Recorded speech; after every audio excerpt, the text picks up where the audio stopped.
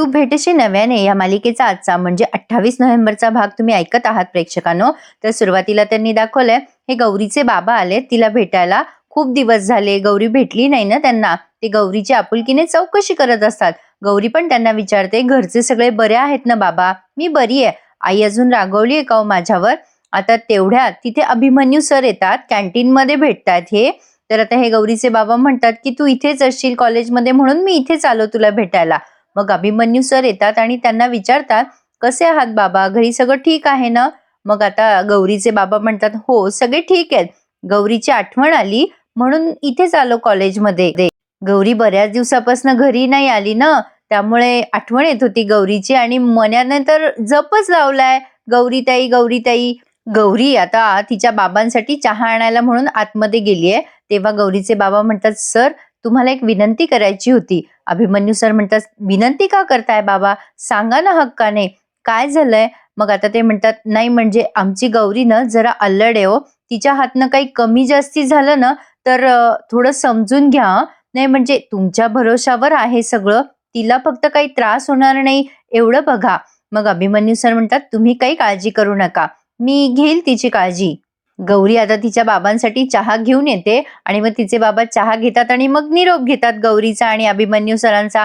आता ते निघतात तेव्हा गौरीला कोणीतरी ऑर्डर देतं दोशाची. म्हणून गौरी म्हणते बाबा तुम्ही जा हं व्यवस्थित, मी जरा ऑर्डर देऊन येते. असं म्हणून गौरी त्या स्वयंपाकघरात चालली जाते कॅन्टीनच्या. आणि आता अभिमन्यू सर म्हणतात चला बाबा मी सोडतो तुम्हाला बाहेरपर्यंत. आता तिथे चालता चालता तिच्या बाबांना ठेच लागते गौरीच्या बाबांना. आणि अचानक त्या अभिमन्यू सरांना दिसतं की गौरीच्या बाबांची चप्पल तुटलेली आहे. अभिमन्यू सर क्षणाचाही विचार न करता त्यांच्या हातात काही पैसे देऊ करतात. तेव्हा गौरीचे बाबा म्हणतात नको सर, खरंच याची काही गरज नाहीये. तेव्हा अभिमन्यू सर म्हणतात हे बघा मी मदत म्हणून देत नाहीये, पण गौरीला तुमची खूप काळजी वाटत असते ना, राहू द्यात बाबा थोडे पैसे तुमच्याकडे. असं म्हणून अभिमन्यू सरांनी ते पैसे आग्रहाने त्या गौरीच्या बाबाला दिलेत आणि त्यांनी ते घेतलेत आणि ते त्यांच्या घरी जायला निघाले. तर आता गौरी हे सगळं लांबून बघते आणि आता तिला खूप कौतुक वाटतं अभिमन्यू सरांचं आणि ती म्हणते सर थँक्यू. अभिमन्यू सर म्हणतात कशासाठी. गौरी म्हणते माझ्या बाबांची अगदी जावयासारखी काळजी घेतात ना त्यासाठी. आता अभिमन्यू सर म्हणतात असं काही नाहीये, कोणाचे बाबा असते तर मी हेच केलं असतं. असं म्हणून अभिमन्यू सर तिथून निघून जातात. पण बघा हा प्रेक्षकांनो टू द पॉइंट, तेव्हा रागिणी कशी काय येते कोणाच ठाऊक कॅन्टीन मध्ये बरोबर. आता रागिणी या दोघांचं बोलणं ऐकते आणि मनाशी म्हणजे मनातल्या मनातच बोलते बिचारी. मनातल्या मनात म्हणते की अभिमन्यूला अजिबात या लग्नात इंटरेस्ट नाहीये, पण ही कार्टी हे लग्न स्वीकारायला लागलीये वाटतं. हिला लग्न टिकवायचंय दिसतंय. पण जर ही अशीच पुढे पुढे करत राहिली ना अभिच्या, म्हणजे ही जास्तच बायकोसारखी वागली ना अभि सोबत, तर अभि स्वतःहूनच हिच्याशी डिवोर्स देऊन टाकेल. रागिणीच्या या विचार करण्यामागे काय तथ्य होतं हे मला काही कळलं नाही बाबा. असो, तर आता पुढच्या सीन मध्ये बघा अर्पिताला खायचाय केक, पण सांगेल कुठल्या तोंडाने. आता तो केक ठेवलेला असतो फ्रीज मध्ये. तर अर्पिता येते आणि त्या केक कडे अशी बघते. मग आभा ते बघते आणि म्हणते मम्मा तुला केक हवाय का. मग आता लगेच अर्पिता म्हणते नको नको मला नकोय तो केक, हे असले केक बाजारात पुष्कळ भेटतात 1760, मला काही केक बिक नकोय. असं म्हणून ती इग्नोर करत असते मुद्दाम आभासमोर. आभा म्हणते ठीक आहे भेटत असतील ग 1760 केक, पण काय आहे ना आजीच्या हातचा चव असणारा केक हा एकच मिळतो. असं म्हणून आभा मुद्दाम तिला इमोशनल करते अर्पिताला आणि म्हणते तुला नको असेल तर नको खाऊ, पण मी अख्खा केक संपवू शकते. असं म्हणून ती निघून जाते. आता अर्पिताला वाटतं केक खरंच संपला तर आपल्याला नाही मिळणार बाबा, म्हणून तिने पटकन आता फ्रीज उघडलंय. तिला असं वाटतंय कोणी समोर नाहीये तर पटकन तो केक खाऊन घ्यावा आणि त्या केकचा ती सुगंध घेते आणि तिच्या आईच्या आठवणीमध्ये भावुक होते आणि 2-3 घास केकचे खाते. हे सगळं आबा चोरून बघते. असो, छान दाखवला हा सीन.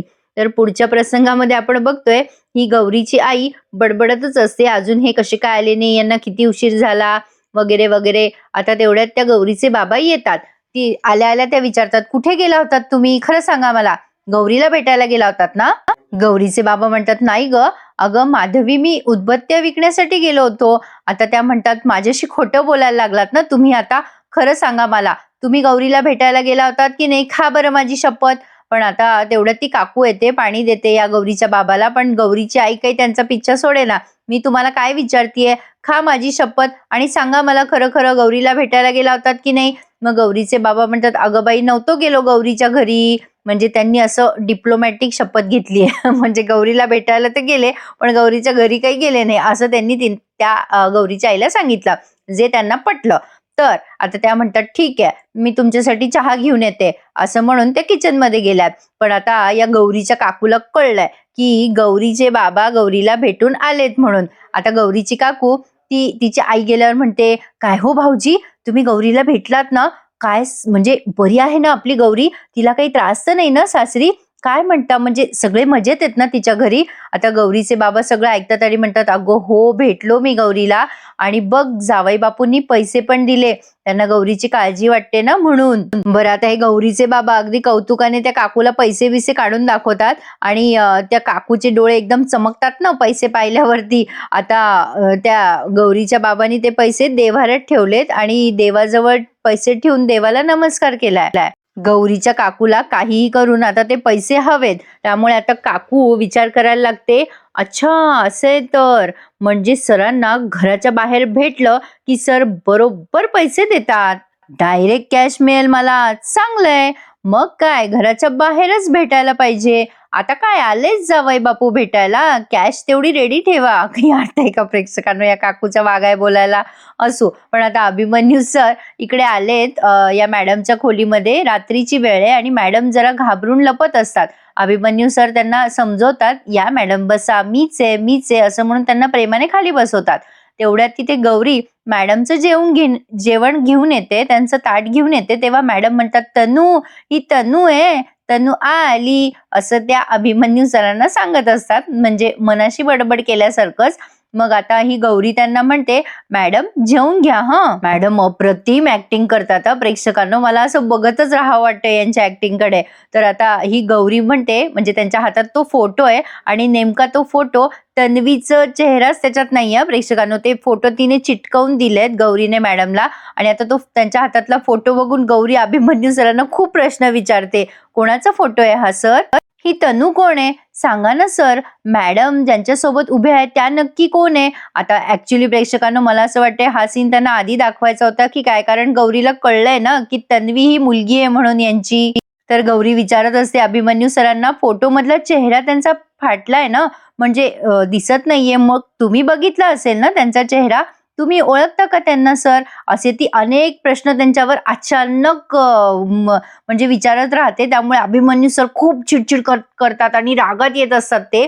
आता ही गौरी म्हणत असते, खरं सांगू का तुम्हाला सर, मॅडमचा ह्या मुलीशी खूप जवळचा संबंध असणार आहे.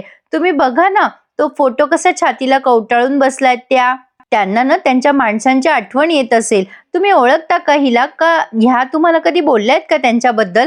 आता अभिमन्यू सर ऐकतात आणि खूप चिडतात आणि म्हणतात, गप्पा बस ग. आता त्या सरांच्या ओरडल्यामुळे मॅडम खूप घाबरतात आणि मॅडम आरडाओरडा करायला लागतात. मग अभिमन्यू सर म्हणतात, मॅडम शांत व्हा मॅडम. पण आता गौरीला चिडतात आणि म्हणतात, बघितलं का, तुझ्यामुळे पॅनिक झाल्या त्या. आता काय गरज होती नसत्या चौकशा करायची तुला? आता जर पुन्हा या खोलीत आलीस आणि अशा नसत्या चौकशा केल्या ना तर कायमचं बंद करील मी तुझं या खोलीत येणं जाणं. काय गरज आहे तुला नसत्या चौकशा करायची? जा तू इथून निघून जा बरं, ते ताट दे माझ्याकडे. आता असं म्हणून सर त्या गौरीला देतात हाक लावून आणि मॅडमला शांत करायचा प्रयत्न करतात. मॅडम शांत व्हा मॅडम. पण काही म्हणा प्रेक्षकांनो, मला असं वाटतं हा सीन कदाचित त्यांना आधी दाखवायचा असेल, कारण आपण काल परवाच बघितलं ना, गौरी म्हणते की ही तन्वी म्हणजे त्यांची मुलगी आहे, असं म्हणजे झालंय खरी हिला कन्फर्म, पण आता काय की बाबा काहीतरी गोंधळच झालेला दिसतोय. मग आता अभिमन्यू सर कसं बसं मॅडमला शांत करतात आणि त्यांच्या हातातला तो फोटो घेतात जो चिटकवलेला आहे आणि आता तो फोटो बघून खूप भावुक होतात ते. पण मॅडम मात्र तनूच करत असतात. अभिमन्यू सरांना असं वाटत असतं की तो फोटो फाडून टाकावा, पण त्यांना फाडता पण येत नाही, कारण त्यांच्या भावना त्यामध्ये गुंतलेल्या आहेत. त्यामुळे ते स्वतःला थांबवतात आणि त्या फोटोकडे खूप वेळ न्याहाळत बघत असतात. पण अभिमन्यू सर गौरीला तन्वीबद्दल का सांगत नाहीये हे जरा गौड बंगालच आहे. असो, तर आता पुढच्या सीन मध्ये आपण बघतोय गौरी बाहेर जाते किचन मध्ये आणि तिची पण तगमग होत असते. ती विचार करत असते, काय चुकतंय माझं मलाच कळत नाहीये. सर आपली नुसती चिडचिड करतात, प्रत्येक वेळेला सांगू नको, बोलू नको, हे नको ते नको, अशाने मॅडम बऱ्या कशा होतील? मग आता तेवढ्यात अर्पिता येते आणि म्हणते, आज तर तमाशाने झालंय, सगळं पोट भरलंय सगळ्यांचं. आता सगळ्यांसाठी जेवण तर बनवावं लागेल ना. परसबीची भाजी आणलीये आणि काय बटाट्याचं कूट घाल, काय म्हटली काय की काहीतरी म्हटली ती तिला, शेंगदाण्याचं कूट घाल आणि बनव. मग आता ही गौरी म्हणते, बरं, पण काय झालं अर्पिता ताई, तुम्हाला काही हवंय का? अर्पिता आता हळूच म्हणते, केक चांगला झाला होता खरंच. आता गौरी खुश होऊन म्हणते, काय सांगताय खरंच अर्पिता ताई? त्याच्यात मी बेलची पूड घातली होती आणि व्हॅनिला इसेन्स पण घातला होता थोडासा. आता अर्पिता म्हणते, तुला काही विचारलंय का मी पुढचं? जे खरंय तेवढंच सांगायला आले होते मी तुला. आणि त्याचा अर्थ असा नाहीये की मी तुला स्वीकारलंय किंवा माझा तुझ्यावरचा राग गेलाय, असं काही नाहीये. माझा तुझ्यावरचा राग कधी जाणारही असं चिडून बोलते ती, म्हणजे गोड चिडून बोलते आणि निघून जाते. मग आता गौरी खुश होते आणि म्हणते, म्हणजे अर्पिता गेल्यावरती मनाशी बोलते, अर्पिता ताई किती गोड आहात हो तुम्ही, सेम अगदी तुमच्या भावासारख्याच, आतून अगदी मऊ, अगदी फणसासारख्या. काय म्हणाला होतात तुम्ही मला, की 1 महिन्याच्या आत मी तुझं नातं तोडेल वगैरे?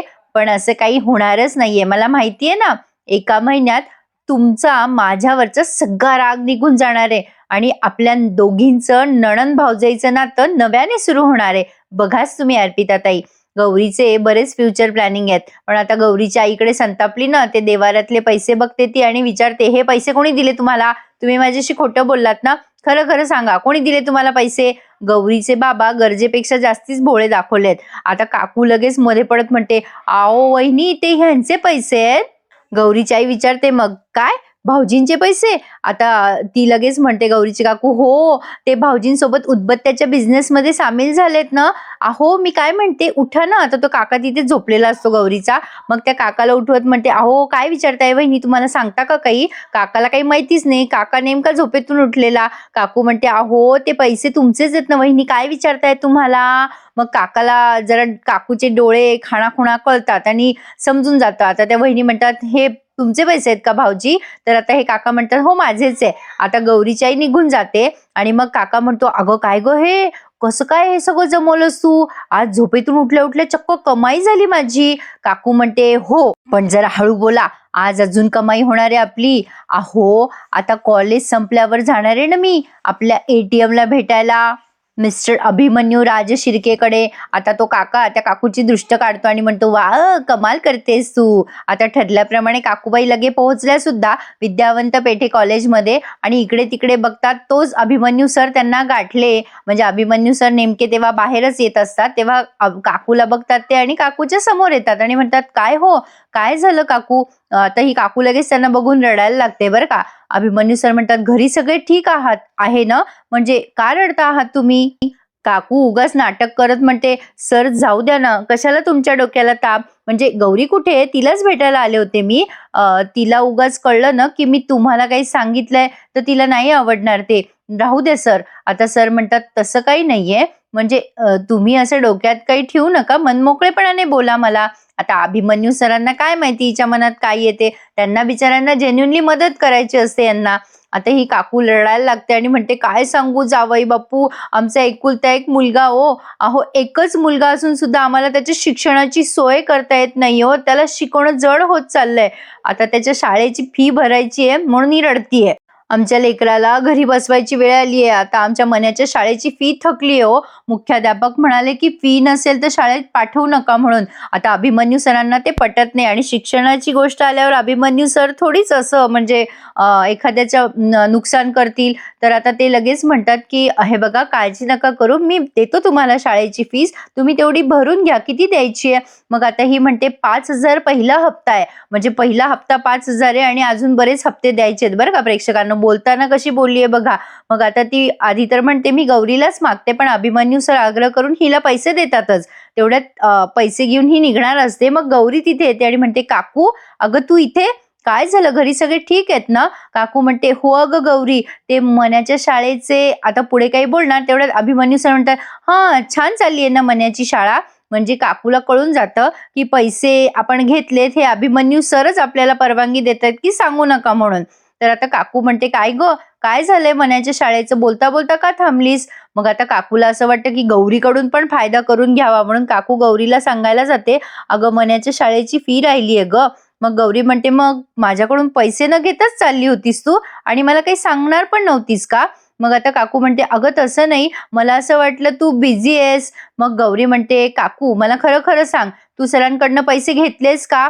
काकूला आता जरा घाबरते काकू आणि म्हणते, अगं असं का बोलतेस गौरी? आणि अगं ते जावई आहेत, घरच्यांसारखेच आहेत ना, म्हणजे त्यांच्याकडनं पैसे घेतले तर काय बिघडलं? गौरी म्हणते, हे बघ काकू, सरांकडनं पैसे घ्यायचे नाही आणि तू जर त्यांच्याकडनं पैसे घेतले असतील तर ताबडतोब त्यांना वापस दे. काकू म्हणते गौरीला, अगं जावयानं आडीनडीला मदत केली तर कुठे बिघडतं? गौरी म्हणते, अजिबात नाही, तुला माहिती आहे आई बाबांना आवडत नाही आणि मी माझ्याकडनं करेल मॅनेज सगळं, तू पैसे घेतले असतील तर देऊन टाक. आता पुढे काही गौरी बोलणार तेवढ्यात अभिमन्यू सरांचे कोणीतरी ओळखीचे असे मागचे म्हणजे कॉलेजमधले मित्र आलेले आहेत आणि ते मोठ्याने आवाज देतात, माही. आता अभिमन्यू सर जरा जास्ती तरुण दिसतात यांच्या समोर, असं नाही वाटत आहे प्रेक्षकांनो. असो, तर आता अभिमन्यू सर एकदम बघतात त्यांच्याकडे आणि गौरी बघते अभिमन्यू सरांकडे. तर आता प्रेक्षकांनो, हा भाग त्यांनी या उत्सुकतेवरती संपवलाय. आता पुढच्या भागात बघणार आहोत आपण अभिमन्यू सर या गृहस्थांना बघून मागे मागे पुढे पुढे पळत असतात आणि मागे मागे गौरी पळत असते त्या गृहस्थांच्या आणि अचानक गौरी त्यांच्या समोर येते आणि म्हणते, काका तुम्ही माहीला ओळखता का? माही या कॉलेजमध्ये आहे का सध्या? आता ती बरेच प्रश्न विचारायला लागते आणि ते काका घाबरतात ना, ही तन्वी कस काय आली समोर म्हणून. आता बघूयात प्रेक्षकांनो कुठला राज ओपन होतोय. तर असा होता आजचा भाग. कसा वाटला कळवा आणि प्रेक्षकांनो, ज्यांनी चॅनल नसेल सबस्क्राईब केले त्यांनी नक्की चॅनल सबस्क्राईब करा आणि तू भेटेशी नव्याने या मालिकेचे सगळे रिव्ह्यूज एन्जॉय करा. धन्यवाद.